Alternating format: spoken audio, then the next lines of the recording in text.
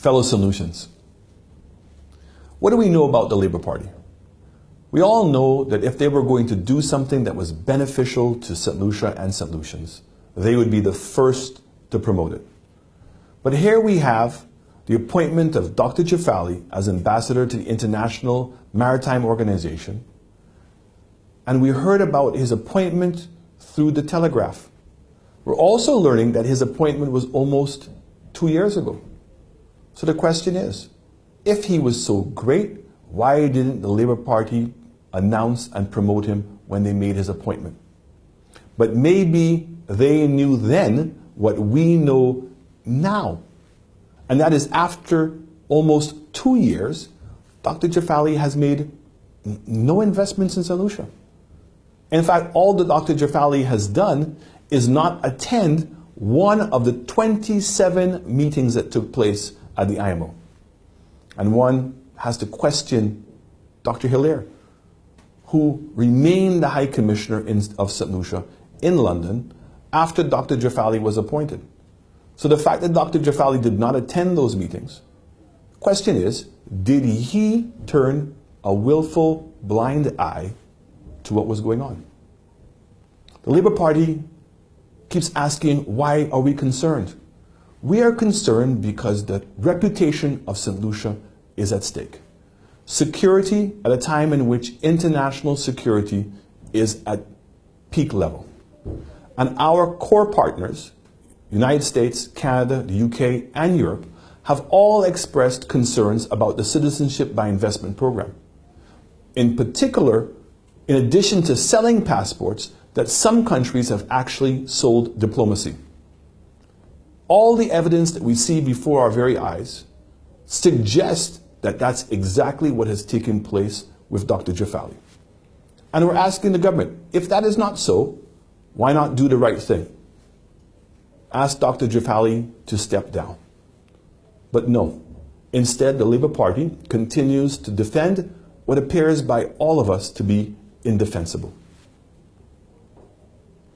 Fellow St. Lucians, this is a serious matter. We cannot be found wanting with our core partners. If in fact we're going to start a Citizenship by Investment program, and the same person, Dr. Hilaire, who was the High Commissioner, is now the chairman of that committee, of the Citizenship by Investment Committee, it raises alarm bells, because it suggests exactly what they were concerned with the other two islands, that St. Lucia is in jeopardy of doing the same thing. But we are not unfamiliar with this kind of behavior. We saw it with Greinberg, where the Prime Minister signed a contract, it didn't go to Parliament, it didn't go to Cabinet, in fact not even the Governor General knew about it. 31 Cubans came through the doors of St. Lucia, even though they were announced that they were coming through, and they specifically were coming to St. Lucia in order to be able to get on a boat to go to the US Virgin Islands. We did nothing. Same situation with Lambergs, where not only was a school set up, we still don't understand how it was set up, but students were advertised and promoted to come to St. Lucia to study and then to be able to get visas to go to the United States, Canada, Britain, and Australia.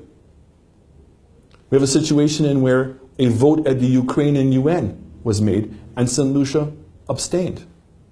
We have a situation in which the Prime Minister was invited to a meeting with Vice President Biden, and he didn't attend.